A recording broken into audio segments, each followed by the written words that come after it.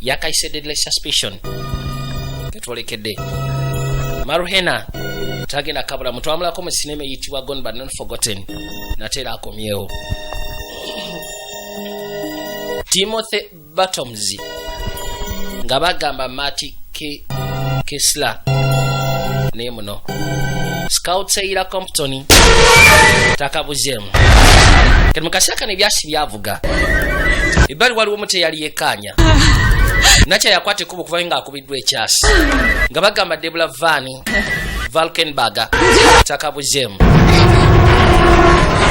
omuto okusa ku kyali alabi yadduka misinde bikwate kubo kujanga asembera nagambye tutalikide mu estate ya family mwe abayitwa ba Danville kalinga kasaka iseo polisi yajja bwe batyo ne bakwata abantu bageze ko batwala nacha bajja bamutwaye mu ddwaliro ninga ati waliwo akubiddwa ekyasi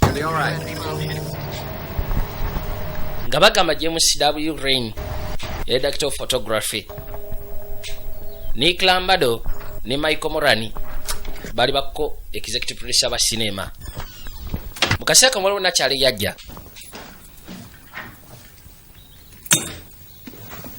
kyavatukire bali abaya akatuka bwate simu nevuga David Burton Morris director wo Kuntiko anti birthday yagezeti ya mamawo step daddy wange bamusse kyokati ne bange bamukosezza bamukubye ekyasi alumizidwa kyekyoka Oh my God. Yesu Kristo banange How is she? ali atya ye She's okay. ali okay Just grazed her neck. kwegamba ekyasi kyamuyise ku nsingo Yeah, of course. Thanks, honey. osobola okwate kuba okujja eno konti wali tabu osobola okujja mukazi watu yakwatirawo eggaali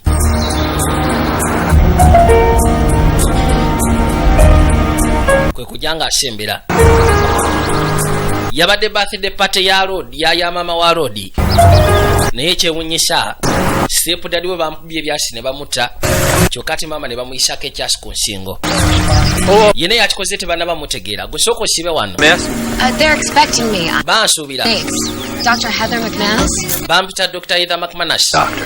You want me to call? No. ngoli mwana muto okubeera dokita kono wetaaga okuba essimu kono kiryoke kankwate kuba ngezeko confirminga mukazi watu yajja maka Hello She's my fiance. anti munayo fiance wange Let her through. muleka akwate kuba ayingire ono ye mutabani omukulu maka bwatu yakwate kuba okujja nga asembera bali ba Danville sebo balina amaka maneno kamala kyava parking erudda maka galinga lubiri gambye twolekedde kakadde kadde yakayise deadly suspicion video Junis production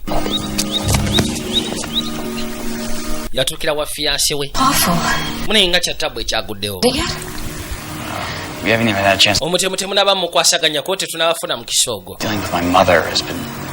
mange You in the house when it happened? ya wabadde mu nyumba bukyatukiddewo Sleep after the party on the. munaye pato olwagezezaako okugwa nze n'enfulume bwe n'esooka nzikakka ne bali ku madaala I found her there. She was kati bwe nakutte kubo ne mpulira ebyasi kwe kuyingira munda bedroom covered. ngina okuyingira munda nga maama alumiziddwa kyokka ate nga step daddy mufu bamusekudde ebyasi afudde One of them both very dead. kwegamba kirabika yabadde aze yabadde abeetaaga bombi bafu Our home is under such difficult circumstances. munaye kyannako okubanga okyadde maka gaffe mu mbeera enzibu bwetyo kamala anti wali tabu I can't believe Tyler is gone. sisobola kikkiriza nti tayira avuddewo And now him. kyasooka James kati wuyo naye agenze Thank you, Vera. You know I like ice. webale vera neetaagamu ice No, room temperature is better. room temperature eri better Cold water is quickly, so the amazzi agannyogoga gasobola okugezaako okukwasaganya mu bwangu ddala eddagala okuba nga litambula mpola mu mubiri Heather's in charge. anti mbadde neerabidde nti oli musawo yakwasaganya ebya emergency ku ddwaliro gyakola No ice. kale mpa amazzi toteekamu ice musawo yasazeewo So you told her about the engagement? kati wambulidde ku bya engagement Yeah. You okay with that? oli oke nakyo What if I said I wasn't? kati bwegamba nti siri oke nakyo kakana waliwo ofiisi eyajja Used to be head of security for my father when he. ono yateranga okukulembera security ya kitange nga kitange akyali gavana Hey, Carl. ayitibwa Carl Lavitt yafuka kati sheriff. Yasembera paka ebbali. How's she doing? Ali atya maamawo. In the house. Why asigadde mu nnyumba. Crime scene. Look, my guys are still working. I know. Kageno mama agamba yeetaaga okudda mu nnyumba ye eri gy'atera okukasiba. Ne bamugamba nti eri crime scene bakyali bagezaako okukola kyonna ekyetaagiso ogirongoosa. Kono nkimanyi naye gw'ogenda kimunyonnyola. Ye yeetaaga kudda mu maka ge.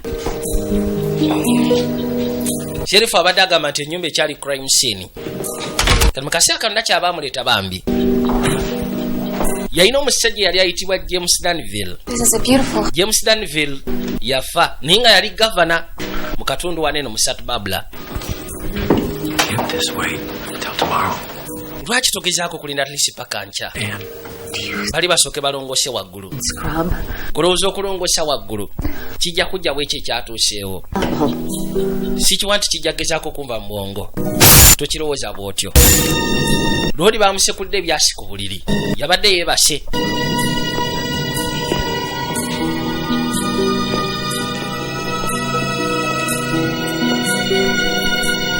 Baatuuka ebbali okwekkaanya. Toba kyali kikwasa n'ennaku. Mukazi wattu agambye newe munalongose mu 15. Kino ekyatuuse ku bba wange ogasseko nange tikigenda kuvaawo. Ati mama beera mukakamu. Burke's on the phone. Thank you, Vera. Tell him I'll be right there. Oyo mugambe nti ngenda kujja essaawa yonna. Dr. Baka abadde ku ssimu.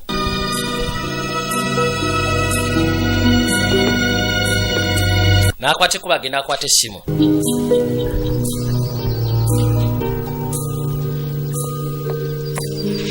Haley ran away again. Okimanyi nti Haley abadde azzeemu okudduka mu ddwaliro nateera. Naye basobodde mufune ne bamuzaayo. To the clinic now. Kati gyali mu ddwaliro. I thought it's best if this... Tebanaba mugamba kono nze nalowoozezza musinga abasawo bamugamba. From experience, people Okusiza ku experience gy'ayiseemu muwala wammwe. Kiba kisingako ab'ekika bye baba bamugamba. say. Munayita njagala. Amir tried to help her, but Kwegamba ngezaako muyamba. willed. Naye munayita akkiriza. He, of course, adored her. Kitaawe yali amatira nnyo muwala we. Minds, Kale ekyewuunyisa maka muno anorexia, mulimu akaana ak'obuwala. depression, Naye nga kali mu psychiatric hospital. suicide attempts. Naye nga kaali just kawala ka musajja Dream of afudde. not Nathan. Look, it's okay. Kiri okay. So, Nze kankwate ku ngene nshikana omuwala ngezeeko okwogerezeganyaamu naye. Kuti wali tabu nanka ngendereko. Bano basezeewo bagende mu psychiatric hospital. Nakyo agambye nti okusya ku experience gye nina ng'omusawo kiba kirungi abantu abayinamu embeera bw'eti. Kwegamba nakifuna okuva eri ab'ekika bennyini. Ne bamulyako ekyo kiba kyatuusewo eri ow'ekika. what I'm most Ono yayitibwa Dr. Beck. open door policy. Agamba nti sisimu yaffe munayegezezaako tuyamba open door policy. Kwegamba tetusobola kugezaako ogoba muntu yenna aleeta buyambi mu ddwaliro lyaffe kyovula abayigenze maaso n'okustandinga. She's Naddala maama w'ono very passionate about her mission. mukazi musufu era afaayo nnyo ku ddwaliro lyaffe. Do you want to do green now? Kati bano bazze bagezeko kusisinkana omuwala gy'ali. Yono wano eno Why don't you try green? kayitibwa ka Haley Black. Lwoli afudde abadde ayitibwa Taylor Duke Black. You try green. Kageno ye yabaddeyo mu nnyumba. Yabadde atolose mu ddwaliro. Yabaddeyo mu nnyumba ng'ebyasi bikubibwa. Anti yoli. Let's visit. Thanks. Thank you. Baba mulaga. Ono kwe kusooka n'amutunuulira. Simanya atuuba. Recognize her. Look, Haley, you have a visitor. Okimanyi nti olina abagenyi Haley. Bano kwe kujja nga basimba bagezeko tuuke wali omuto. Haley. Haley. Anti yenze. Sure. Oli kwe kwate kuba ye yeesseemu. Haley. It's your long lost stepbrother Nate. Anti yenze step brother wo Nathan. Noli kyava atuula ebbali. Hi, Haley. Heather. I'm a friend of Nate's. Nze bampita Heather ndi mukwano gwa Nathan. Talk to you, Haley. Twagala kwogeramu naawe Haley. Your father. Kwegamba ku byatuuse ku kitaawo. Things happened. Munaye waliwo ekyettabbu ekyatuuseewo. Naye ng'ate kirabika ye yabaddeyo mu nnyumba. Era ebyasa engeri gye byavuze na buli kimu kyonna ekyabaddeyo yakyekkaanyiza. This county, but most of you probably already know that. Bane mukimanyi bampita Calavity. Into the murder. Nze sherifu akawunti eno. The attempted murder of his wife, Miss Ann Danville, is still ongoing, so Bagamba nti okunoonyereza kwa kabaka eyafudde ayitibwa Duke Black. hope you all understand that. N'ogezaako okwagala okutta mukazi we. Bakyagenda maaso n'okinoonyerezaako. a friend to this community, and I might add, a good friend to me. I called era nyaga mukimanye nti omukazi ono abadde wa mukwano eri eggwanga lyaffe ng'ogasseeko n'ekyalo statement. era nga abadde mukwano gwange nnyo.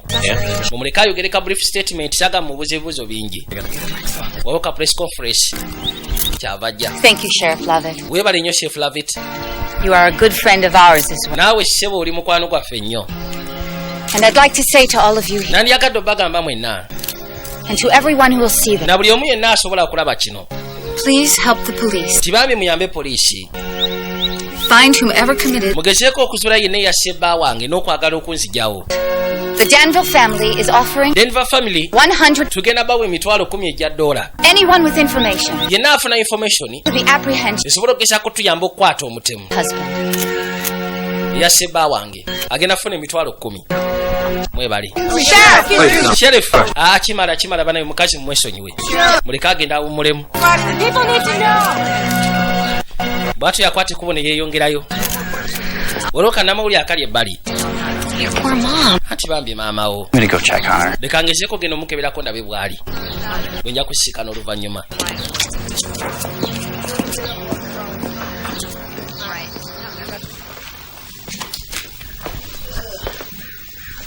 How you feeling? owulira otya maama? How's Haley? Out of it. yambuuza Hailey ali atya ko najja kuboke Coherent in any way? taagenda kuva mu mbeera y'okubanga taatereere kono kirimu obuzibu So sad. You know, kyanaku she's over-medicated. naye bagamba bamuwa eddagala lingi Safety. era buteefu alina okugeza kufuna eddagala lingi asobole okubeera ng'ali seefu. ke kawala kali akali mu ddwaliro mu kasaaka nebbali waliwo katransmitter ke baateekayo. Working here, Vera. My husband omaze ebbanga kinga okulaba wano Vera. going on 20 years now. kono twatandika nakyala akyalina gavana Here, doctor. kigenda myaka nga 20 kati Heather. n'ayitawo paka ebbali. What are you doing, Keith? kikyokola gwe Keith? anti mbadde ngezaako tereezaako kasituulu.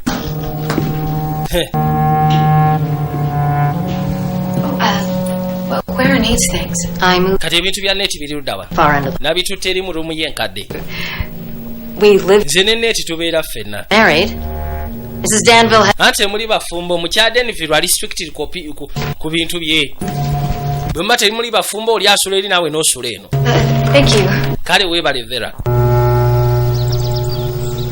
budde bwatandika okwetooloola. It's so beautiful here. butuufu wano wabalagavu kamala In the guest house for a few days. ate oba sisobola gaana kubeera ku guest house okumala ennaku eziwerako.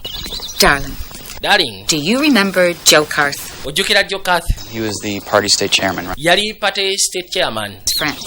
kwegamba yali state chairman w'ekibiina kyabwe eky'ebyobufuzi. Party wants to endorse you as their candidate. okimanyi nti pate eyagala kusikayo nga kandidate waabwe. To mount a successful campaign.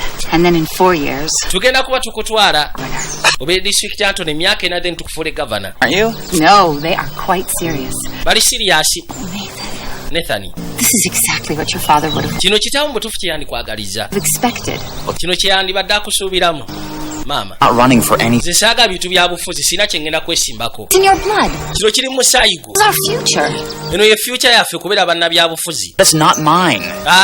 we biba byammwe si byange. Perfectly happy being a public defender. nze ni musanyufu ogezaako okubeera public defendant. Talk to Heather. kale gezaako okugera ne mukazi wo. She'll help you change. tomanyi oba osanga yinza ogezaako okuyamba okyusa mu ndowooza. kale jjukira omusajja gwe yasooka okwagala nakyala yali munnabyabufuzi era yafa ali gavana. kale yalina ekibiina kye yalimu. ekibiina kigamba nti omwana ono bajja mumwetaaga bagezeko omufula district Anthony then emyaka ena bamufule gavana. kwegamba famire esobole okudda mu byobufuzi ng'era maama badde akisindikiriza okukamala. gwe Vera, Why didn't you tell me Haley ran? lwaki tewaŋŋambye nti Heri yadduse mu ddwaliro? I didn't know. munaye nabadde simanyi. We only found her this morning and I was already up. kwegamba biro naye yamusisikanye ku makya g'olwaliro nze nabadde sibitegedde. Everything that goes on in this. njagala okumanya buli kimu kyonna ekigenda maaso maka gange owulidde buli kimu kyonna. And I'm very disappointed in him. mutuufu gamba biro nti atanyiizizza. I'm sure he doesn't. kakasa nti taddamu okukola ekintu ng'ekyo okuddamu okweka omwana oyo. You can bring. leeta disaati kikale. I am a lucky woman. omusajja gwe yali azzeemu okufumbirwa teyali munnabyabufuzi. kale yagala kuddamu sindika mutabani wagende mu byobufuzi. weetaaga eddagala maama. Change your mind. buno oba okyusiza mu ndowoozayo. ono omwana yasomerera bwalooya era nga public defendant. wabula bagamufula district attorney then Mark nanga gimaze okuyitawo then bamufule governor have ng'ayita mu party oba mu kibiina kitaawe kye yalimu nga tannaba kuvaawo. Empeta eno njagala ogisimbe. your father gave me. Jjukira y'empeta kitaawo gye yampa. Saving it for you. Njagala okimanye nti bulijjo ngiterekedde ggwe. This means a lot to me. Kino kitegeeza kingi gye ndi. Yamusimba empeta eyali yamuweeba bbaawe. Uli yali ayitibwa James Danville. Teri muntu ayinza kwagala kusinga nze maamawo kubanga nze bwe nkwagala. Kayina obudde bwetoolola. Ono yakwata empeta n'agisimba mukazi we. That makes it official, huh? Ati kati wano kifuusa official ofukidde ddala mukazi wange. Katuli engaged tulinde bimu bya mbaga. Kyati butereevu. So you're a nurse that works at the Danville Mental Hospital. I promise whatever. Kati gwoli nasa akola mu Denver Mental Hospital. Got a big mouth. Nsuubiza sina kye njagamba muntu yenna. Already said too much. Obuzibu bwennyina nnyina omumwa omunene singa amaata midde. Kali munnamawulire ono yakwata kubona jasikana abamu ku basawo abakola mu ddwaliro ly'abadde psychiatric hospital kanakyaje bakateeka kali akayitibwa kaheri Hailey Blacker. Stepmom talking to Dr. Burke that she really had to convince him to go along with it. Yamubuuza golowooza taata w'omwana oyo yali akkiriza omwana we bamutwale mu psychiatric hospital. Has some abuse problem. Kono sikiwa kubanga sikimanyi nnyo. They're keeping her dope. Naye ate nakyala yakonvinsinga Dr. Burke n'amugamba nti njagala omwana oyo asigale mu mbeera eyo nga bwe kisoboka. Namawulire alina information gy'afunye. Kirabika omwana otwalibwa mu psychiatric hospital. Taata yayinza okuba nga kirinamu okubuusabuusa naye ate omuntu yasinga okulemerako ye nakyala. Jjukira akaana si kake. Kali mu kaseera kano buli kimu kyonna kyali kitandise ogezaako okuba nga kitegekebwa mu maka. Bano bakwata ekkuba okujja. Amaka ssebo nga bataddemu bingi. Wow. Waleeteddwa ebimuli ebya buli kala. Abantu bangi abali bagezaako okubanga bakungubagiza famire eno. Kuliko nakyala eyajja ali ku ssimu. My, look at you. Naaba ofaanana Katonda wange. N'asooka mukuba kakiiso n'alaba. Such a loss. Munaye kitalo nnyo. Your mother called last. Maama we ye yankubidde essimu. Arrangements. N'angamba nzijegezeko omuyamba ku bino. You must be the new Kitegeeza gwe fiyanse w'omupya. Mandy Paulson. Bampita Mandy Paulson. Nali fiyanse w'ebiseera ebikadde. Wama tetwali engaged nnyo. Right. I never should have left for New York. Sandikutte kuba genda mu New York kubanga yandi proposinze gye ndi. All morning. Soke munireko malo kwasaganya essimu. Kano kaali kantu koono. Biseera biri ebikadde. Ono yeewuunya lwaki kaze wano. Ne kamugamba nti maama we yakakubidde essimu kajje kamuyambeko ku byotegeka omukolo. Will do nicely. Mama. To you privately. Njagala kwogeramu naaweko. Why don't you go up to the house and... Lwaki sokwate kuba n'ogenda osisinkana fiyanse wa mutabani wange. Mama. Why is Mandy here? Lwaki Manda ali wano? She's an event planner. Tokimanyi nti event planner. Successful one. Namuyisa agezeeko okunyamba ali successful meetu bye. Because I needed her and... Namukubidde essimu lwasonga nabadde mwetaaga. How much longer is she staying? Kale agenda kumalawo bbanga ki wano? Need her. Bbanga lye naaba mwetaaga. Separate from you, you know. Ate njagala okimanye nti ffe twasigala tukolagana newankubadde gwe wamukyawa. Anti ebyokuzika we bigwa nze ngenda kwata ekkubo nve wano. Kali kannakyala akayitibwa ka Mandy Paulson kakwasaganya bintu bya events, kategeka events. Mama yakakubidde essimu n'akagamba jangu. Jangu nnyambeko otegeka omukolo gw'okuziika bba wange. Bantu bangi abajja ab'obuvunaanyizibwa kubanga ali musajja ate alina ssente ziteekanika era ng'amanyikiddwa mu bintu byogezaako okuyamba mu bintu bya charities. Nakyala yajja ng'ogasseeko n'agenda okufuuka mukazi wa mutabani we ne mutabani we mwennyini. Kakayino n'omwana ono omwana yali muwala w'omusajja afudde wabula nga si tazaalibwa nakyala.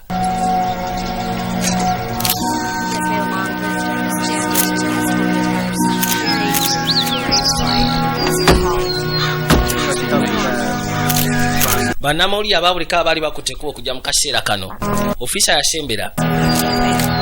Omanyi ebyokuzika we biggwa abo bonna bagambe bave wano owulidde anti buteefu kyengenda okukola ofiisa. Banaye ebyokuzika binaatera otandika buli omu yeesetingire. Kakayina omuto baamuleeta naye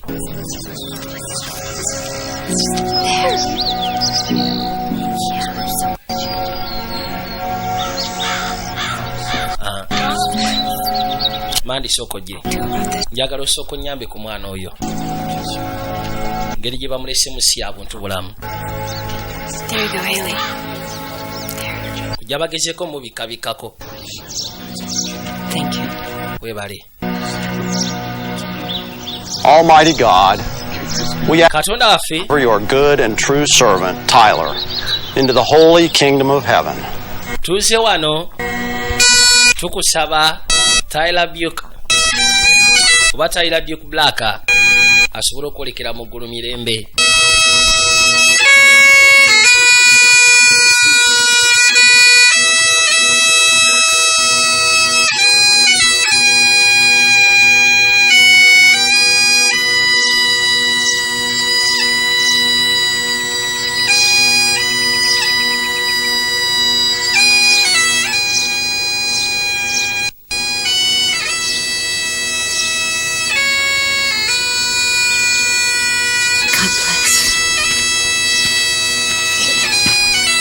So sorry for your loss. Anti kitalo nnyo munaye okubanga ofiiriddwa. It was my honor. Batandika ogezaako sibula nakyala. Thank you, Charles. Anti weebale Charles. Mrs. Danville, my deepest sympathies to you and your family. Munnaye ekisaana ennaku yonna. The Danvilles may be down. Badenvers bayinza okuba bali down. Naye munnaye kimanye tebannaba kuwangulwa. Kono kitegerekekwa. I'd like you to meet Lyle Rosenberg. Nandi yagadde ogezeko sisinkana ayitibwa Lyle Rosenberg. Good Naye afubutuka mu kibiina kitawe mwe yali. Pleasure.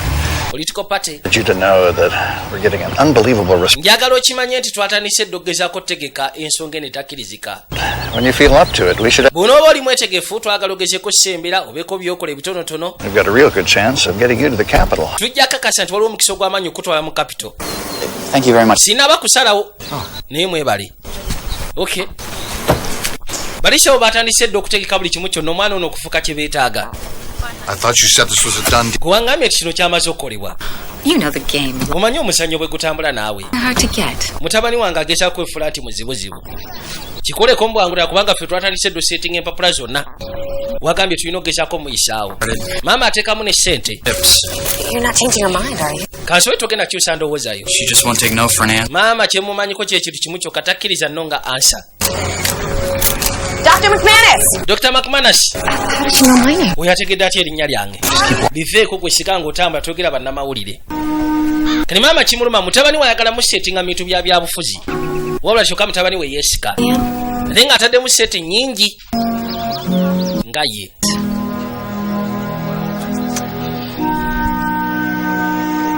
Yakwata ekkubo n'asiibula bbaawe.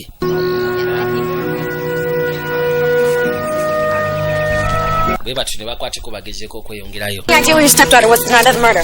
Bangambye nti stepdotawo Ran away. yali mu nnyumba mu kaseera obutemu bwe bwaliwo. Ayinza okuba yekkaanya omutemu. I thought I asked you to play fair. Gwe nakusabye ekintu kino kiplenge kibeere fair. Anti nkola mulimu gwange. Well, why don't you let me do mine? Kanange lwaki tondeka n'enkola ogwange leka mbawe security va wano. Alina ekibuuzo kyabuuziza nti bagambye stepdaughter we yabadde mu nnyumba mu kaseera obutemu bwe bwabeereddewo ayinza okuba yekkaanyiza omutemu kubanga yali adduseyo mu ddwaliro.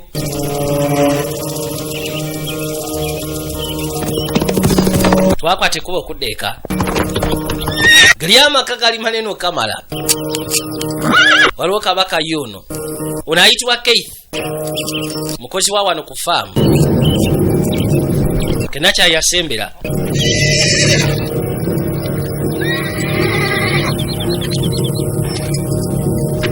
Kyava atuuka erudda.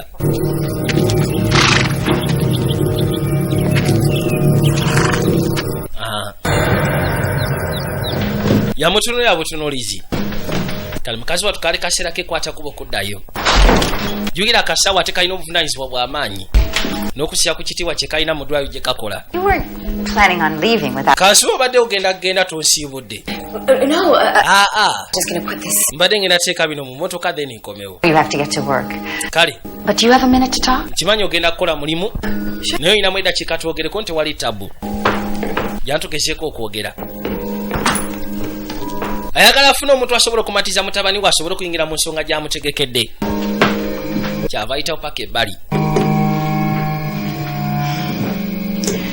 I wanted to thank you for njagala okwebaza buli kimu kyonna kyokoze. such a comfort. Mutuufu obadde comfort gyendi. Thank you. Nawe weebale kusiima.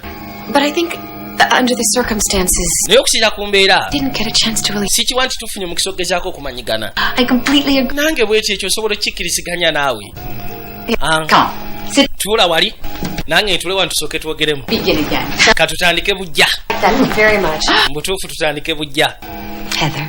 Heather, I feel it is my duty. Mpulira nti guno omulimu gwange. A great many people are depending on Bantu bangi abasuufu abadipendinga ku mutabani wange. And claim his legacy. Ayina ogezaako okukola kati atandika okuclaiminga legacy ya kitawe mwayina otambulira. Anti bw'aba tajagala kona ajagala. Could you give up this life? Gosobola ogezaako ova mu bulamu bwe buti. That doesn't seem to be the issue here. Naye ati kirabika si ensonga eriwo wano eno. Of course is. Are you the right woman for him? Kye neebuuza kiri nti gwe mukazi omutuufu eri mutabani wange bw'alowooza. Committed to your career. Nkulaba oli committed eri obusawo. Our shits is kind of hard not to be. Okimanyi munnaye bitu tubikolerera. I'm for anything else, right? Work and tewali kadde kakola ku bintu birako nera buteevu omulimu gundyawo nnyo. Where do marriage and children fit? Kadala obufumbo bwo bunaatebenkera butya era olizaala ddi ku baana yeah. ng'omulimu gukutwaliriza. At some point. Mu nsonga ezimu gye bujja maaso tujja kuzaala. Time is right. Akaseera nga katuufu ojja kuzaala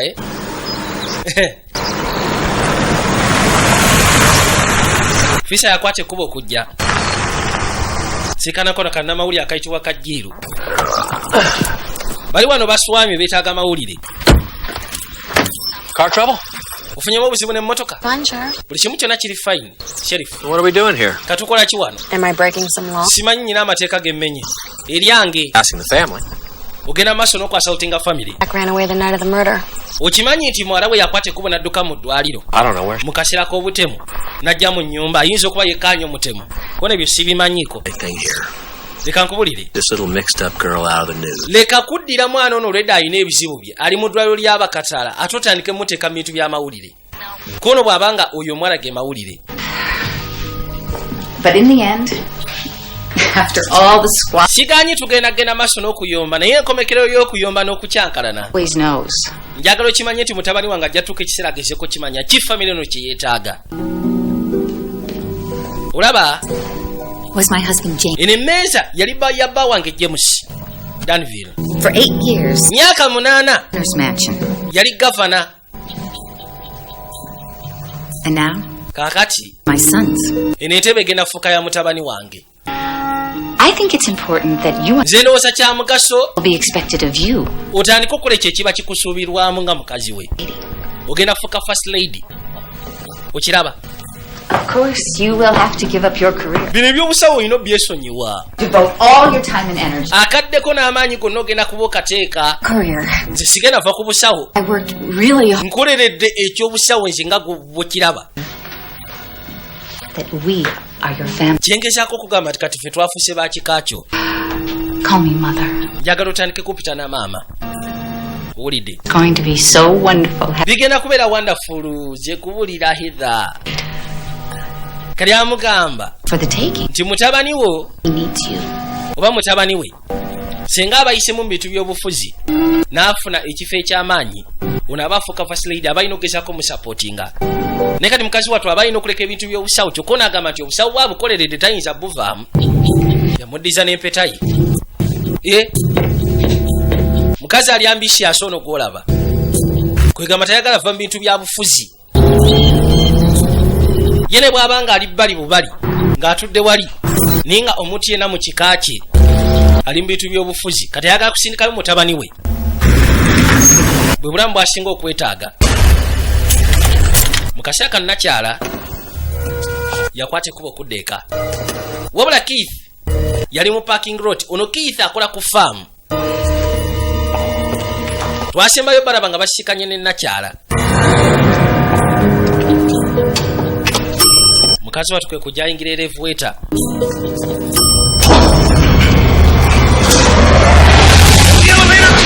Linda kotogalawo kanzige.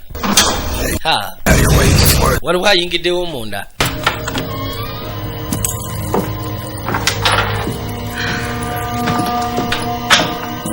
mukazi watu nayingira paka munda. Eno ya apartment ye ne boyfriend we oba kati ne fiance we. Kyava asooka akwate engugu n'aziteekayo eno mu kisenge.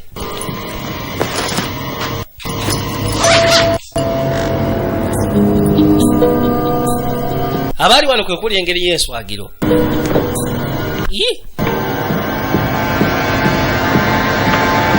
Who is it? Awulidde omuntu akonkona ani oyo? KDLA? Bampita Jill. Kwegiryale. What do you want? Oyagala kigwe? Dakika 5 zokka. Okay. Mpe dakika 5. Ke kannamawulire. Ne kayingira paka munda. So you live here with Nate? Kati obeera wano ne Nathan? 2 years now, yeah. Tumaze emyaka 2 kati nga tukasiba wano. Maka malungi. The ranch? Gwe gubadde omulundi gw'ogusooka okubeera ku ranch yaabwe eri nti ye. So it seems. I've been covering them for years. Mbadde mbakavalingako amawulire okumala ebbanga gwanvu. My name. I'm a reporter. Wategedde otya erinnya lyange? Ndi munnamawulire. She might be marrying into the dynasty. Kwegamba bwe twalabye nga loodi atandise otambula n'akawala akapya ne tumanya nti oba osanga bagenda mu bufumbo. I would if I could, but like his mother, he won't speak with me. Bw'oba oyagala okumanya nti ngenda mufumbiro kiwandibadde okibuuza Nathan mwennyini kono n'andisobodde naye tayogera na bannamawulire. I know a lot. Like what? Manyi bingi ebikwatagana ku famire eyo. Judging by the way she lives, kati balina obuzibu bwa ssente. doubt that. Omukazi ssente alina. He's selling off pieces of their art. Lwaki agenda maaso n'okutunda pieces zaabwe eza art? She got tired of him. Oba osanga yazikooye. Well, kirimu obusobozi. hard to imagine being tired of Matisse. Naye ate kiba kizibu okugezaako kuteebereza ekintu ng'ekyo. For money every day. So abantu batta abantu olwa ssente buli lunaku. Killed her husband. Kyogamba. What? Oyo nakyala ayitibwa Andenva yasse bbaawe naye kuba ekyasinga simanyi yeetaaga nsimbi. Saagawuliza bintu ng'ebyo fuluma. Oh, by the way, did Nekirala. any man from the ranch is out in front of Walabye omusajja oli akola ku faamu yaabwe nti abadde mu parking lot. Nze namulabye, nze mulabye we mbadde nzigira. Kati beera mwegendereza. Munnamawulire ono abadde n'information egamba nti Andenville alabika yasse bbaawe nga yeetaaga nsimbi. Kubanga bagamba ennaku zino alina obuzibu bw'ensimbi. Munaamugamba nti ku ssente z'alina tayinza kubanga alina obuzibu. Lwaki agenda maaso n'okutunda art pieces zaabwe? Naamugamba nti oba osanga yabikooye kono kisoboka naye kya kubeera kizibu omugagga otandika otunda ebintu bye eby'omu nnyumba. Twakwate kuba okudda ku faamu. No yajja sikane maama we. It's a ride. I spoke to Heather. Nayogedde ne Heather. The ring. How could you nangamba nti yakuddiza empetayo okukira ku bye wamugambye ebyekisiru teyasanyuse. tell her yourself? She gave back the ring because she wants her. Yakuddiza empetayo lwa nsonga oyagala atandika otambulira mu bulamu bwe walimu ng'oli ne taata. Now you can be a part of our lives or not. Tugenda kubeera abafumbo oba ogenda kubeera ku bulamu bwaffe oba tugenda bubaako byesonyiwe. Kayina obudde bwetooloola. Nakyala akwate kuba okudda. Ono ayitibwa Heather.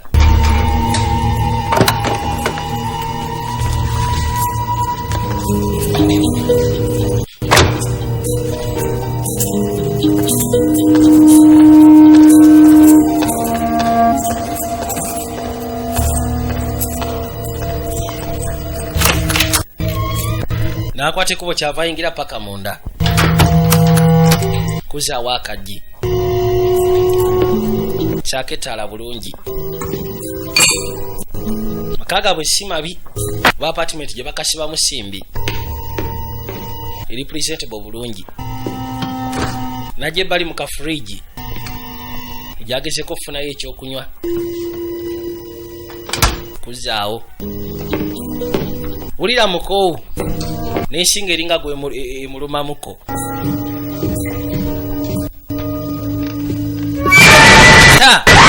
Kino kyamuteeka mu buteesi kutiya.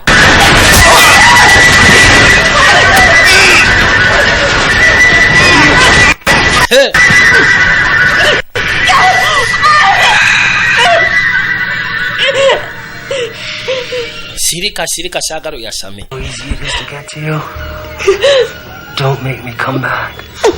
Okiraba nti kibadde kyangogezaako okutuukako tundeetera okudda. Lwoli bw'amaliriza n'akwata ekkubo n'asuulayo. Essimu yavuga. Lwoli aba yeebase. Genda okuyiwako etaala okwekaanya. Hey baby. baby poliisi atuukirawo balaniisa okuŋŋaanya obukakafu. Nothing was taken, right? Tewali kyatwaliddwa. Tewali. Is there anybody out there who might want to hurt you? Waliwo ayinza okwagala okulumya Patient pissed off about his insurance. ng'ovudde ku balwadde bojjanjaba kubanga bayinza okuba nga baali banyize ku bya inshuwalensi zaabwe, medical insurance.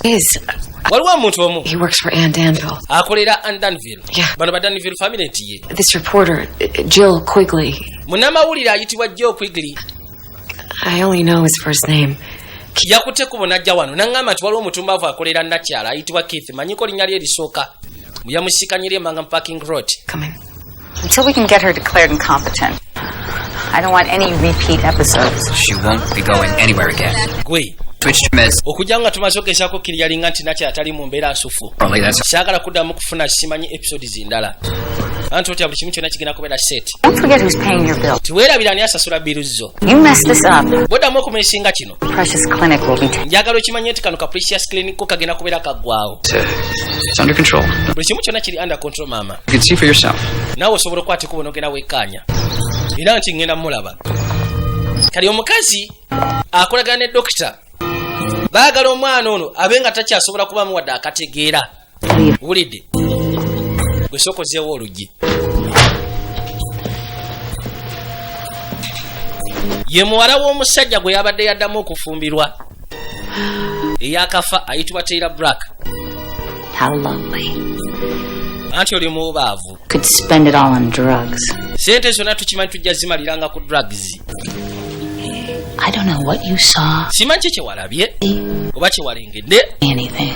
Naye kasobako ky'oyasama. There you rot. Njakakasa nti ovundira mu ddwaliro. Wulidde?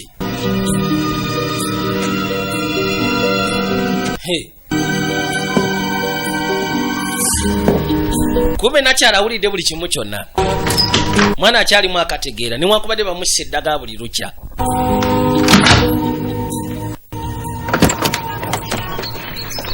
Sherifu yakwata ekkubo okujja. Ani? Carl. Surprise. Eno surprise nno. Y'amaanyi nnaate. So, Have I been a bad? Simanyi mbadde bad girl. I got a call from down in the city. Nafunye essimu okuva eri ku poliisi y'omu kibuga. They're investigating a break-in at your son. Bagenda maaso n'okuinvestigatinga ku break-in eri mu apartment ya mutabani wo. She okay? Kiki bali okay? They just want to know about Keith. Bali okay? Naye njagala kumanya ku bya Keith. Some reporter placed him outside. Waliwo munnamawulire agamba nti yamulabye mu kafaako. Reporter. Munnamawulire ki? Jill Quigley from the TV. Jill Quigley okuva ku TV. If he was in that apartment. Bw'abanga yabadde mu apartment eyo. This is serious business. Njagala okimanyi kino kigenda fuuka siriyaasi. Look for drugs. Namusindisa agenda akebere drugs. Heather was acting Heather rather strangely. yagenze okuva wano nga alina enneeyisa gye yeeyisamu gye sitategeera. Mother-in-law. Ate nga nkimanyi agenda fuuka muwala wange gye bujja amaaso kubanga agenda fumbirwa mutabani wange. Kati ddala mu butuufu ng'omuzadde omukazi. Nabadde nnyina okumanya mutabani wange mukazi ki gwafumbirwa. There's a problem. I want to know about it. Wabaawo obuzibu mutabani wange ng'agenda ofumbirwa akawala akakyamu nnyina ogezaako kimanya. Kono kimanyi. Problem with boundaries. You've got boundaries. Keith ebizibu by'alina tisamanyi boundaries. Kono naawe olina boundaries. Not be able to protect you. Ojja kusukka ensalosalo we sisobola kukutaasiza. Your loyalty means the world to me. Laviti obwesimbu bw'oteeka eri family yaffe mu butuufu kitegeeza kingi gye ndi. Saagala otye. Kakano y'omukazi excuse gyawa nti oyo yamusindisa agende yekkanya akawala akagenda ofumbira mutabani we. Kayinza okuba kagenda fumbira mutabani we olw'ensonga enkyamu nga kakozesa drugs nga si kikaagala fumbira mu family kubba ssente. Naye Keith ate n'asuka wayina okukoma. Kati ate Sheriff asobola okkitegeka kubanga naye kirabika musajja muzadde. Mukasaka ntwadde erudda. Naye nga bamuwulidde kannamawulire akabadde katandise okugezaako bitunulamu ennyo. Kayitibwa ka Jill Quigley. Motoka yasembera paka ebbali.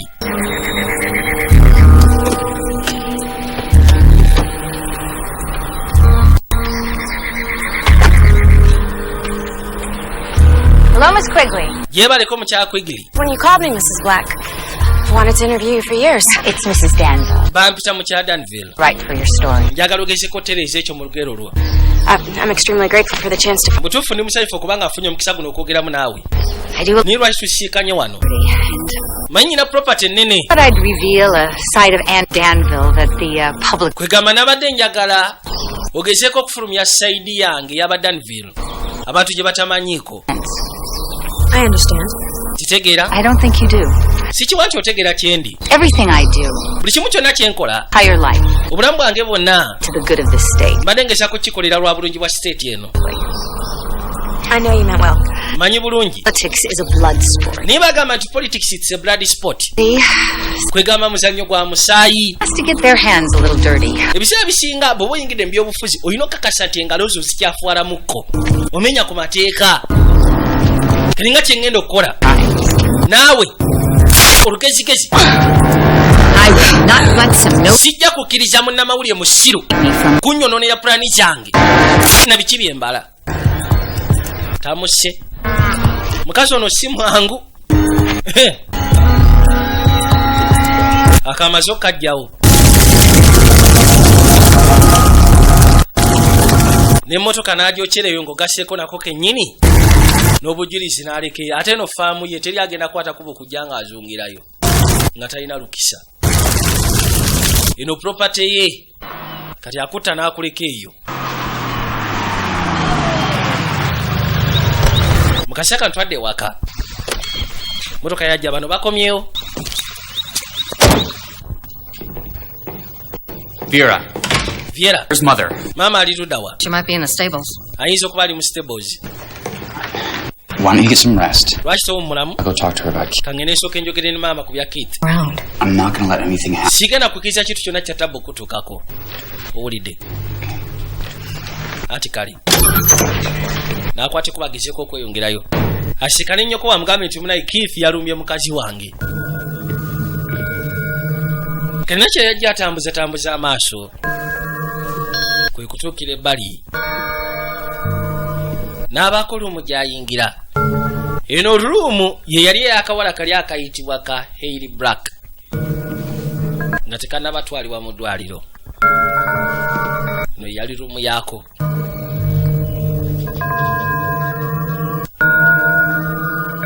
Agenda okuzza amaaso nga kirabika kalina bye kaali kalikodinze. Nga kakozesa kakaamu. Aha. Right. Kale. Things that I hate. Ebintu bye saagala mu nsi eno. 2 DUIs this month. Wicked. Bintu bingi. Thirst. Oluzungu. Pain in my ass. Ba wicked stepmothers bafuuka pain in my ass. Dad. Especially when you... Naye ate ebintu bye njagala naddala kitange. Buli kimu kyonna kyakola. Bands. Black belt rides. Kale tekakwasaganya bulungi ne Annie. I'm just me. Kati Vera ono omukozi yatunula. Kalina obudde bwetoolola twadde erinnakyala. Mother? Maama. You don't have to shout, I'm right in here. Waaye tolina kuwoggana ndi mu nnyumba eno mu kisenge. What? Kiki? Where's Keith? Keith aliwa? In Florida. Ali mu Florida. Apparently there's some family emergency. Yagambye nti waliwo ka family emergency waabwe. Went last night. That's just not possible. Yakutte kubona aluma mukazi wange ekyo kyajjo konti ekisoboka. Biru mwennyini yamuvuze n'amutwala ku kisaawe. How's Heather? Ye Heather ali atya? She's not too traumatized. Kansube nti tali traumatized. You brought her back here? Simanyi omuziiza wano. Alone? Nobody sobola muleka kubeera yekka. Okay. I think I need to lie down. Ndowooza neetaaga osooka okuwummulamuko. You all right? Oli bulungi? Nja kubeera fine. I shouldn't push myself so hard. Kwegamba saagala kwesindikiriza nnyo mu bintu by'okkola. Mutabani. Mutabani. You have no idea how much I love you. Naye gwe tolina kirowoozo ku ngeri gye nkwagala okamala. Looking for the murder weapon. The autopsy Ofiisi agamba bakyagenda maaso n'okunoonya mada weapon. was from a 38 caliber handgun. Autopsy ziraga nti emmwe ekyase kyakuba Except Mrs. Dan. kyava mu 38 caliber. Now I'll answer a few questions. Kati ngenda baddamu ebibuuzo ebitonotono. Bataddeko kati sebe emitwalo 5 aga $. I can assure Wayi sente nga nnyingi ezo. Because we can't prove nothing. Why tewali kye tusobola kakasa byesonyiwe tubaako byoyingirira ono yayitibwa Biiru. Maybe you were wrong. Oba osanga wabadde mukyamu. It was him. Yabadde ye oyo Keith wammwe. Me off away from you? And what if that reporter's right that kati oli munnamawulire wabanga mutuufu. Well, she would have told someone. Yandibadde yagambyeko dde omuntu omulala. Talk? Are you suggesting that my mother killed? Olinga agamba nti mama wange yasse omusajja gw'ayagala naye ne yeekuba ekyasi. Suggesting anything. Siina kye njogera. Oli munnamawulire yabibaze bw'atyo. Let's just say you're right. Kati tugambe nti oli mutuufu mu bulalu bwo. Motive. Kati nsonga ki abagenda maaso n'okutta omusajja kono sente. Just because she says she has? Sente ayina kono yagamba. If she were worried about money, I would know. Singa badde yeerekera ku bya sente nandibadde mmanya. It's art collection. Okimanyi nti atunda ebintu by'omu nnyumba. A reporter told me. Munnamawulire yabiŋŋambye. I didn't ask for any. Saabuuziza lwaki. Not me. Kalina okkiriza munnamawulire mu kifo ky'okukkiriza nze. Other state. Kubuzeeyo ekintu kimu. And if she's declared incompetent? Singa Mother. Lodi aba afudde. Ono omusajja gwe yaddamu okufumbirwa. Sente ani azibeera mu mitambo. Kono muwala we. Oli ali mu ddwaliro. N'amugamba kati muwala we bw'abanga bamaze oddikirayalinga nti tali mu kwegamba alimu akatala. Ani adda mu ssente kono maama wange. N'amugamba ndowooza okirabye. Maama we yasse omusajja. Oli omwana yamutwaza mu ddwaliro. Kwegamba yaga okweddiza nsimbi za famire. Yaba Braka.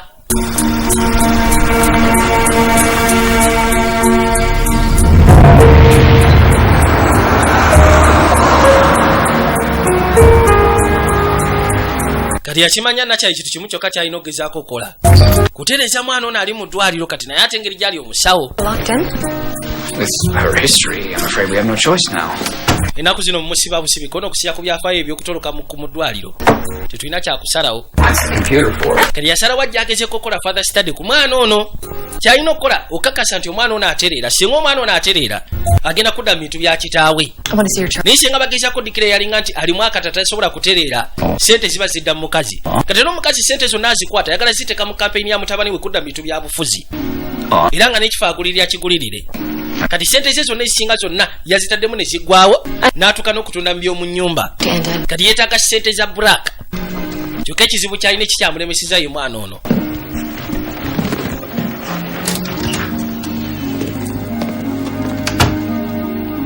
Haley,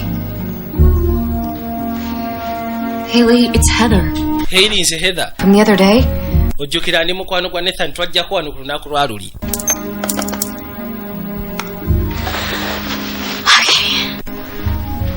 Nasooka mpuleyingira kaneeno. I was hoping we could be friends. Bana ensuubira tuyinza okugezaako okubeera ab'omukwano. So that's fine. Now we just need to get copies of. Dokita bamusabye ekyatisa ez'omwana kwe bamuweera eddagala n'ebisigadde byonna.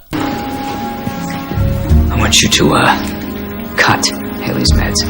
But you just raised them. And now I'm lowering them. Bring me her medical chart. Yamugamba njagala osooka osala eddagala ly'owo omwana oyo. Kono obadde waakalirinyisa kono lisale. Kali yakimanya nti singa kana akakazi kagenda maaso n'okukola father studies kayinza omuloopa mbu bakwasaganya eby'obusawo. Kali yagamba basooke basale ku ddagala lye bamu omwana ono kubanga eddagala lye bamusimba lirimuleetera okugezaako nafuwa mu bwongo n'okuba nga tategeera bulungi. Kati omusawo agambye balisaleko balememu walingi kubanga kano singa kabitegeera kajja muloopa eri bannamateeka. I'm going to come back. Ngenda kwate kuba nkomewo. And I'm going to get you out of here. Then ngenda kakasa nti nkujja wano. I promise. Nkusuubiza gwe bamugumu.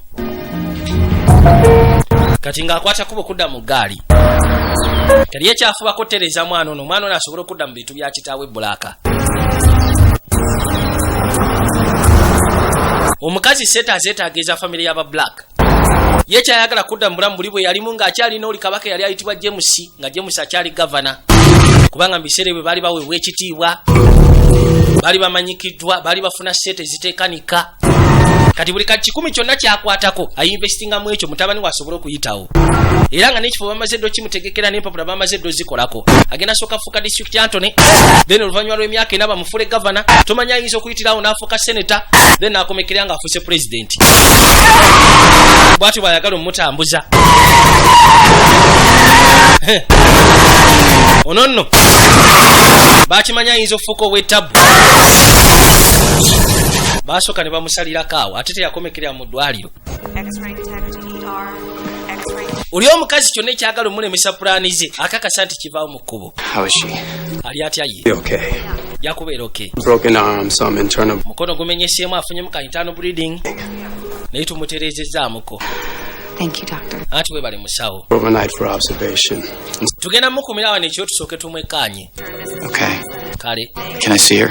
Osobola okugezaako omulaba. Nurse, take it back. Thanks. Tewali tabu, genda omulabe. Heather. Heather. Hey. Anti nze mukwano. Mbadde nze kulaba.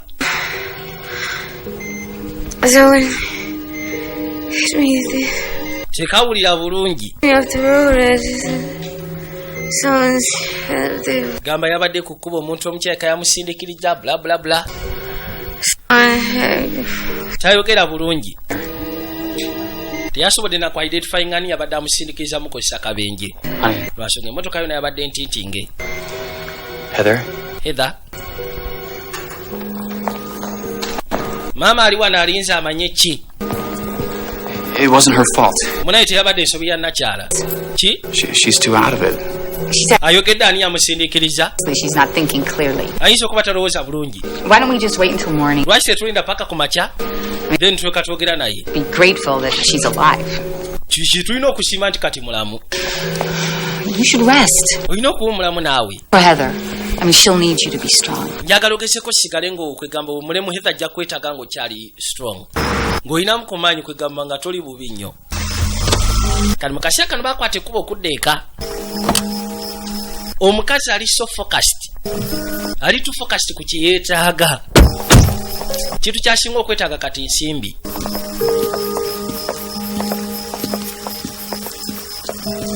Baakwata ekkubo libajja ne Mandi. Ngambye asooka awumulemuko. Yakayise deadly suspicion. Nagambye tuli kakadde kadde wabula kawo Kamala. But Dr. Burke called me from the... Dr. Burke yankubidde essimu okuva mu kliniki. He was very concerned about her erratic behavior. Mutuufu yabadde concerned okusinziira ku mbeera nakyaji yabadde yisamu yakwatidde kuba okuva ku kliniki. Yagendedde okulaba muwalawo. Sweet girl. Weebale nnyo bambi. He said she seemed agitated and he just wondered if she... Yangambye yamulabye tali mu mbeera asufu ne yeewuunya oba kali ku drugs. It's quite understandable. Ekyo kisobola otegerekeka. In your apartment. Lwansonga yabadde yalumbiddwa mu apartment ye. Doctor. Oli omwana musawo. Asobola okumanya amakerenda galina okumiraga mu kkakkanyi. She would have. Era akimanyi. I was going to wait until she got better. Manengera kulinda paka nga amaze okuwona naye. Sad and... Kino kyo kibadde kinkwasa ennaku. Ki? I can't believe that you didn't tell me I was going to be a... Sisobola kikkiriza nti tewaŋŋambye nti ngenda fuuka jjajja. I was not pregnant. Wayi mukazi wange tali lubuto. When you went in to see her, the doctor... Bwe wagenze omulaba mu ddwaliro omusawo yazze n'aŋŋamba. I assumed that... Ti kyannaku nnyo okubanga olubuto lwavuddemu. You know, before I even had a chance to meet the girl. Neŋŋamba ye nga lwangu ye nabadde sinaba nafuna mukisa gezaako sisiikana muwala bulungi. Eteyagambye. I'm so sorry. Katonda watono nsonyiwa. I just assumed that you knew. Nalowoozezza nti oba osanga omanyi. Mandi awulira. I mean, it is something one usually shares with your fiancé. Omanyi kyekintu ebiseera ebisinga omuntu kyasobola okugabana ne fiancé we. Bw'aba teyagambye nti yabadde lubuto kyewuunyisa. Go. Muleke agende. Think about the kind of girl he's going. Muleke agezeeko okulowooza ku kika ky'omuwala gw'agenda okuwasa. Nti muwala si mwangu. Kati mu kaseera kano twadde ebbali. Kimanya buli kimu kyonna kati kirina okuba nga kiri crossed up. Yajja waliwo kamotera akamu ke yajjamu.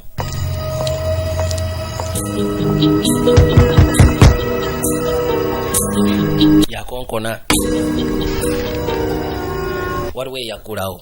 It's about time. Waaye ke kaseera. Togera kunzikiriza kuyingira. Ono yayitibwa Kifi ye musajja gwakozesa mu bintu bye eby'ebbali. Naddala ebisonga ezimenya amateeka gwasindika mu ngeri emu oba endala.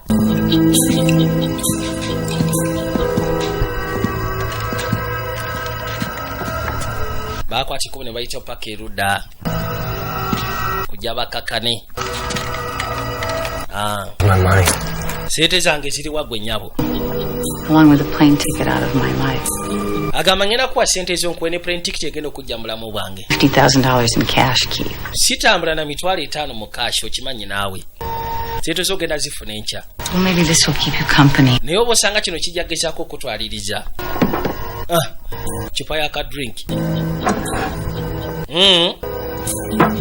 Msaamu kubi w'amazzi musufu. Tiwali tabu. Gaakuba ka drink. Wow. He's alive. Okimanyi nti akaba kakyali kalamu. You failed me, Keith. Butuufu Keith oddemu n'ofeiringa. He's so good at killing. You do it then. Kaakati no gogenda kyekolera. Kubanga sikyasobola kubeera cross gye kali. Oli abadde avuga emmotoka. I couldn't sleep either. Munayi sobodde kwebaka nange. Care for company? Ofaayo bwe nkuwaka company mpola mpola.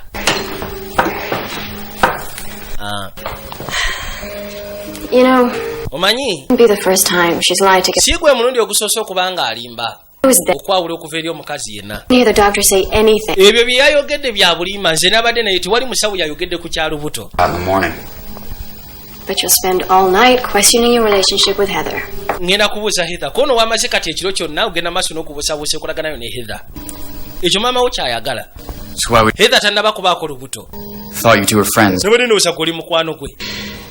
The only reason ensonga eyankomeza wano yandeetedde okukkiriza nti sobola okufuna omukisa okuddamu okufuna. You and Heather together, I realized. Naye bwe nakulabye ng'oli ne Heather Chance. n'ekimanya siina mukisa kuddamu kubeera girlfriend wo. You're a hard man to give up. Kale lwaki okyali okono oli muntu munaye muzibu kupowa. Daba maama wo naakufiiririra. Kali kamulira amazima ne kamugamba nti munaye maama wo byagambye mbu simanyi Heather yabadde lubuto bya bulimba. Terina musawo yamugambyeko nti Heather ali lubuto. Bino byonna ayagala kwawukanya ne girlfriend oba fiyansewo. Kati kabaka kye yakola nakyala. Kino nga kimaze okunywa obulungi nnyo drink. Yakwata emmundu gye bagezaako okunoonyerezaako eyakola obutemu. N'agikikwasa mu ngalo.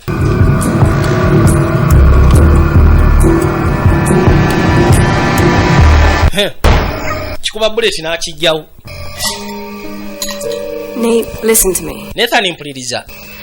I wouldn't be surprised if she killed you herself for the money. Sijja kwewuunya kubanga A year ago.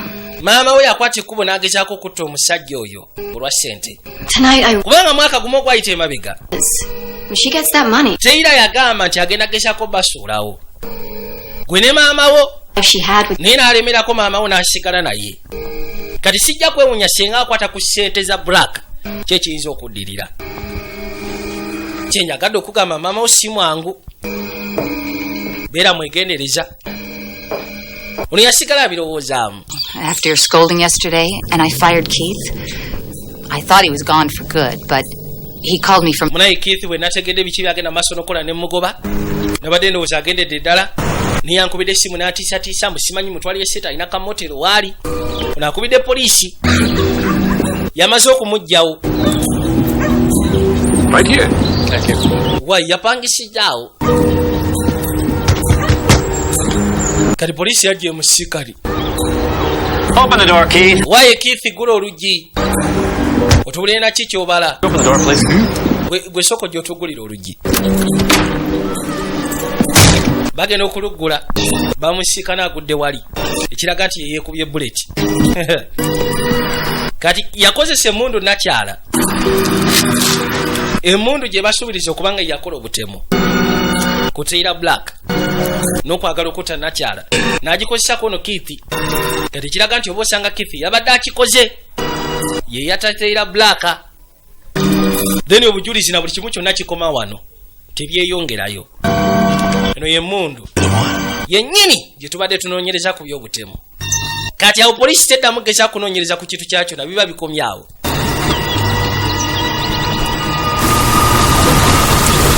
Sherifu yakwata ekkubo okudda.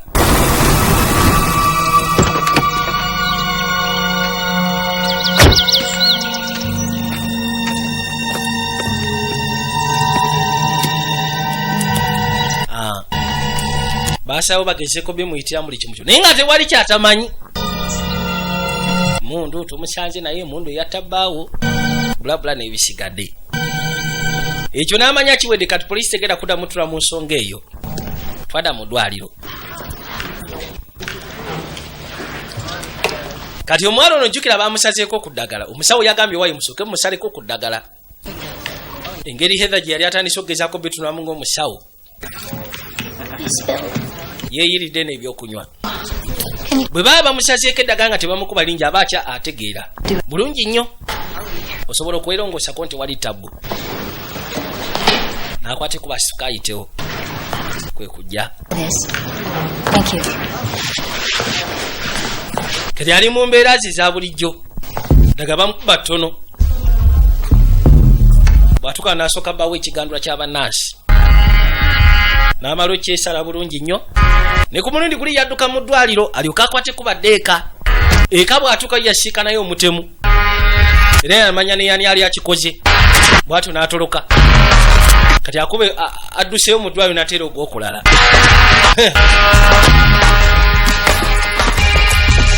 Ono abali wano essimu yajja. What is it, Bert? Kikigwe back. How hard is it to keep that little brat? Naye lwaki kibawo obuzibu ogezaako okukuuma akaana ku mu ddwaliro? Bamugambye akaana kazeemu ottolo kanaatera mu ddwaliro. Ono abali wano eno ku TV agenda okwekkaanya. Nga bagamba Keith bamuzudde. Yali mu butemu bw'okutta Braka n'okwagala okutta Nakyala. Kati keesi eri closed. Kiwedde.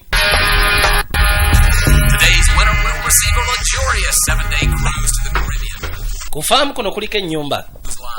Mubeeramu omukozi ayitibwa Biiru. Ne Nakyala oli ayitibwa Vera. I see you're working hard as usual. Nkiraba okola nnyo nga bulijjo. On this spread, I've worked enough. Nkoze ekimala. Right. Okay. I owe you. Kimanyi omanja. You here. Paying you wages so you can ngena maaso n'osasula wages zo. Godde ku TV olabe bulabye. You work Vera to the bone. Naye okola nnyo. Vera omukozesa nnyo. Mukazi wattu takyagala omukozesa nnyo ekisusse. Kyava alingira Serwatula. Kati Vera ng'ogasseko n'ono ayitibwa Biiru. Back memory. Biiru alina ky'amanyi ku kye kigenda maaso maka muno. Even the governor. Hunting. Gwe ne gavana mwakwatanga ekkubo ne mugenda muyigga. Careful with that. Beera mwegendereza nayo. Mulimu ekyasi. Okay. Those were the days, weren't they, Billy? Byali biseera bikadde mu nnaku ezo. You still had your leg. Ng'okyalina amagulu go. There's mansion. Nga tukyabeera mu mansioni. The entire state. Tegamba state yonna ng'etusinza. Come down here. Ki ekikulese wano eno? Haley ran away again. Haley yazzeemu n'adduka mu ddwaliro. In here. Sinaba mulabako wano. You wouldn't lie to me. Kansube nti tonnimba. For yourself. Kebeera ennyumba oba kyoyagala. I believe you. Nkukkiriza ky'oyogera. $500,000. Wataddeko ekitundu ky'akakadde singa omuntu yenna aleeta obukakafu nti waliwo eyatta bbaawo. Are you interested in the reward, Bill? Oli mwetegefu ogezaako okufuna liwaadi eyo. Do you know anything? Olina ky'omanyi ku ky'obutemu? Nyinza okuba. You should go to the police. Kwate kubo genda eri poliisi. What would it be worth? Kali bwe mba sigenze eri poliisi. Ng'oza kiri mu sente mmeka? Are you blackmailing? Simanyi oyagala kumblackmailinga. Want our due. Ze twagala zaffe ze tukoleredde.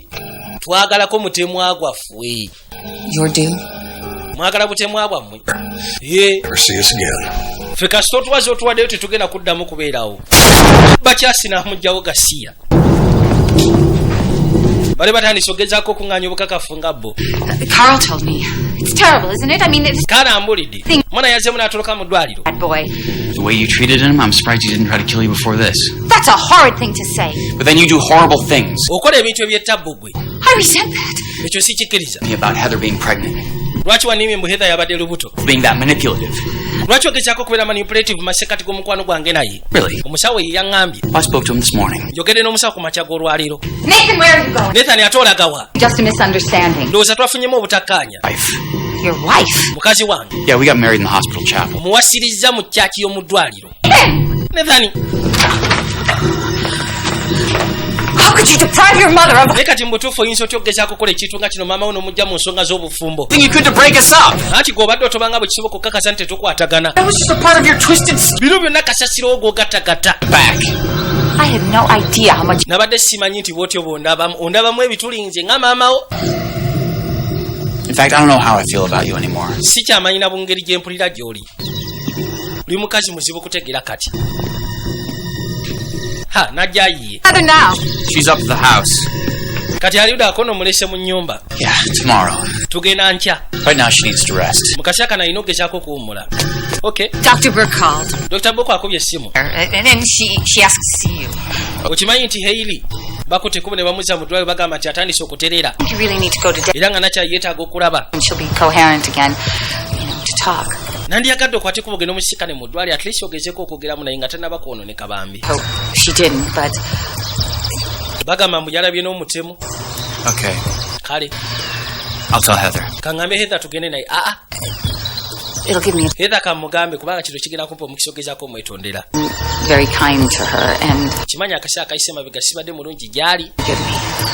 Ate nga njagala nsonyiwe. Both of you. Mwembi njagala munsonyiwe. Wulidde. Please, darling. Tutandike bujja. Kati gwe kwate kubo genda olabe Hailey mu ddwaliro. Kumba amugoba amugye waka. Akimanyi kati ate omuntu aleese obuzibu ke kana kakazi. Kakazi ka muwala we. Ka mutabani we. Yajja.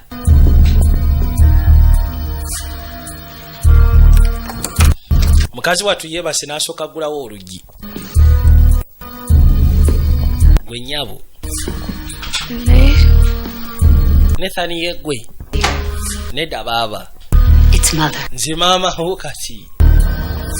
Oh. Was it 5 days ago? Kyewunyisa twasiikanye na ku ttaano eziyise emabega. What's happened since then? Munaye ebintu bingi ebituuseewo okuva olwo. Nkimanyi era bingi. And with everything that's happened, era buli kimu kyonna ekituuseewo. It's obvious to me now. Kiri obvious gyendi kati. My son is in love with you. Mutabani wange kinaze nti ali mukwano naawe. Nothing will sway him from. Tewali kisobola gezaako muwabya. Not even the love and okusya ku devotion n'omukwano gwatadde gy'oli. Ne bwe guba mukwano gwa maama we nagwo gwonna yaguvuddeko. That hurts. Omanyi bwe kiruma. Afraid of losing him. Munaye kimanyi otya okubanga omufiirwa. We're just. Naye sigamba nti ngenda mukubbako. Tugenda tandika bulamu bwaffe. Unaagenda okujja okudduka okuva mu ddwaliro. Yasiikana biro amaze okuttibwa.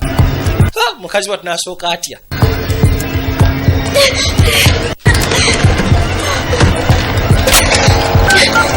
Kajja kakube essimu. You know, omanyi? I was willing to be patient. Nze mbadde mwetegefu ogeza kubeera omugumiikiriza. No idea how good families work. N'ekirabika tolina kirowoozo ngeri families ennungi bwe zikola. He knows now that you will never fit it. Naye kati akimanyi tojja sobola fittinga mu family yaffe. Njagala kwogera naye. Yagenze da. Needed him back at work. Yagenze ku mulimu. Public service has always been his. Omanyi public service yebadde entandikwa ye. Like his father. Nga kitaawe bwe yasooka bintu bya public service. Then alyoka ayingira ebintu by'obufuzi mpola mpola. Me too. Then I'll just call him. Kati kamukubira essimu mugambe. Toyina kugenda kubira ssimu. Mukono tagunnyodde.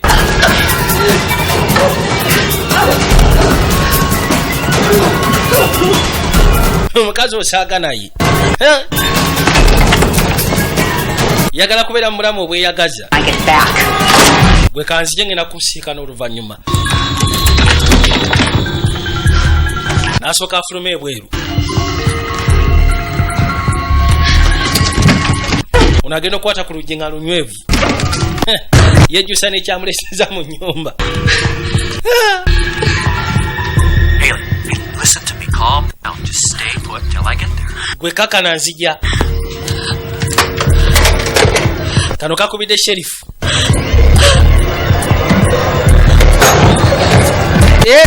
Mayiti tegudde. Mukazi watulawulira nga atidde. Tasobola kubeera wanene wali mayiti ya biiru. Yadduka misinde. Kwe kujja anoonye gy'ayinza okudda. I know she's not there, but he thinks she is. You keep him there until you hear from me, even if you have to drug him to. Aba akyayogera ku ssimu. Kume mwono step dota wayingiddewo. buli kimu kyonna yali akibaze nga kiri perfect wabula kitandise ogezaako gwa butaka gwelindako mukazi watu ajja Vera ayita oli omukozi agenda okuza amaaso okulengera nga ate Vera agenda eri ku apartment yaabwe wabeera biiru baawe Vera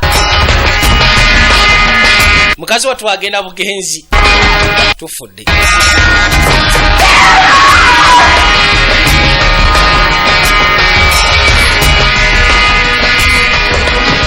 ono bwawuli awogana kyava alinnya waggulu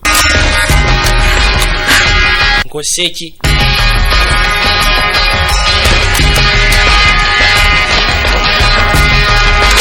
kano kyekava kafuna olupapula bulungi nnyo maama yuno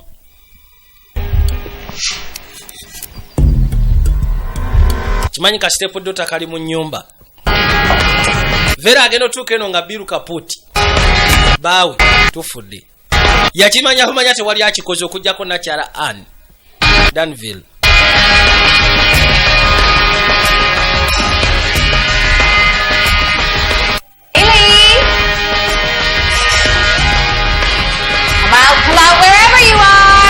Eiri kwate kubo veyo naje wekwese kali ofisa bamukubide simu ali mukubajja katoka amukubide simu unayiya ekisumuluzo kyasigadde mu lujeri kadatona agenda mu ddwaliro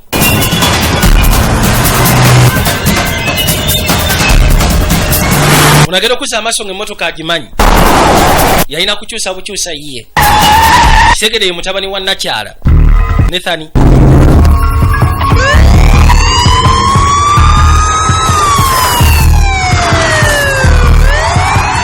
atoli bamugambye nti kahita kali mu ddwaliro yalina omugoba nga obudde bukyali mbuze wajjadda ono bwawulira polisi ng'emugirako babutaddeko obugombe bwa pulova musatu n'asooka parking erudda twadde eka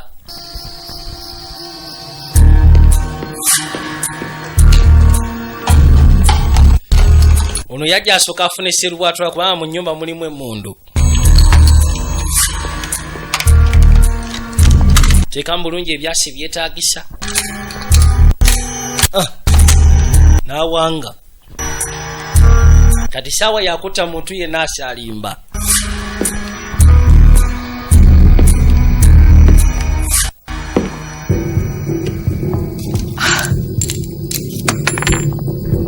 no yayiye ekisumuzo ne kigwa bwe kigwa ku kitabo ku lupapula n'asikanga ajja munda kati kwe kujja yeggulire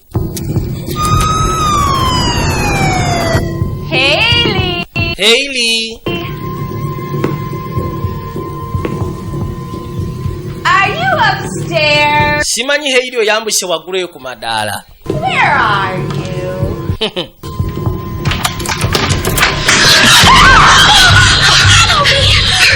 Ati soko nyambe konto tyangenda kuyamba. Yeah, through my room. Tusobola ofuluma konto ko seddi seri mu room yange. Akatolwe kakwate kubo kudduka mu ddwaliro okuddeeka. Kasiikana maama asikula taata ebyasi. Era buli kimu kyonna kakiraba. Come to mommy. Hailey. Hailey. I got this way. Okay. Ati jantu yite wano kono buterevu.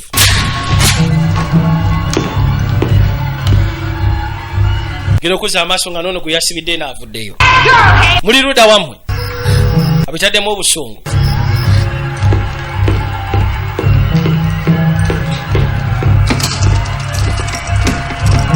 Wano nga wanywevu. Open this door, I know you're in there. Bekyasi. Kano kakasi katukayisemu. Gwe tosyeku kabaaba. Omuto yayisemu. Ha! tokuba mwana namusekule bullet gwe yakala kumanyira uyagala kumanyira kamu ebyase ebirala Are you gonna kill me too, Anne? nange ogenda kunzita nnyabo ani Do you? I am Anne Danville, First Lady. bampita Anne Danville sebo ndi first lady. Respected. Nkyaweebwa ekitiibwa. Loved. Era nga njagalwa. No one will doubt me. Tewuli ajja kumbusabusa. Not even my darling son. Wadde mutabani wange tajja kumbusabusa singa mbange kizaako okujjawo. Situka. Tambula tugende. Dawano. Tugende.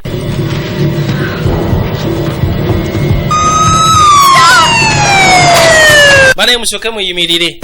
She's in the house. She's got Heather. Munaye ali mu nnyumba akute Heather. Kono yingire emmotoka yanguwa.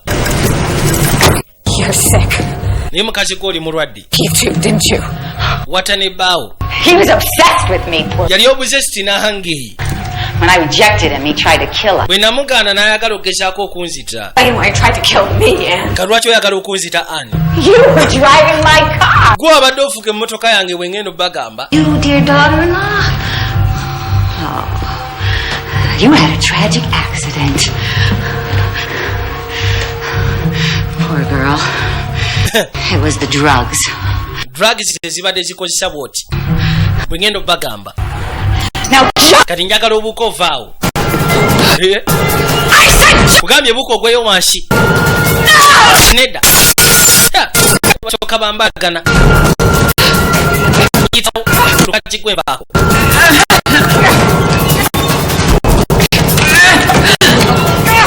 Basooka benyola. Seruwatula teyiseewo. Nta. Ne bakkirira ku madaala.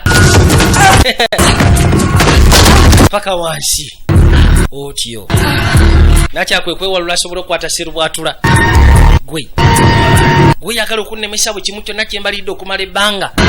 Ngenda kutta nkugjewo. Ekimutta kubeera mu bulamu bwa ssente. Nakumanyika.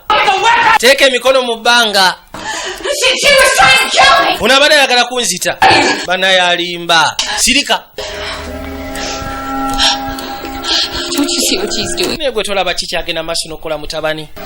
Trying to come between a mother and her son. Ono omwana ayagala gezaako okuyingira mu mukwano guli masekati ga maama ne mutabani we. Ekitasobola ate munnange. Kana akakazi kaagala tukyankalanya. Maama teeka wansi emmundu. Bambi tokikola. Ofisa yamugamba tokikola mukazi gwe nga nkuwa ekitiibwa. Mukuba bullet. Teyalina kyakusalawo. Naye amukubya nnaku. Kubanga tewali abadde tamumanyi. Tewali abadde tamuwa kitiibwa. Naye nga mukazi watubambye abadde amisinga obulamu bw'okubeera mu kitiibwa ng'amanyikiddwa mu ggwanga lyonna oba mu nsi yonna. N'okubeera mu ssente. Bye bintu by'abadde asinga okwagala. Okuva bbaawe yali ayitibwa James Danville bwe yafa. Kuva olwo kimubadde ku mutwe. Kati abadde ayagala mutabani wa kimuplaningire. Mutabani wa ayingire ebyobufuzi. Then basobole okuddamu okubeera mu bulamu obwo. Kye kibadde kisinga okumuta. Butereevu. Ye yalina okugibwawo. Nagambye yakayise deadly suspicion. Tubadde kakadde. VJ Juniors Production. Kuva mu Q's Digital Studios Majestic Plaza Level 3 Cup number 21. Ngugasseko ne wayise ku stage. Ne mu Sid International Station Paz Arcade. Ne ku Reverend Plaza wa Kiseka.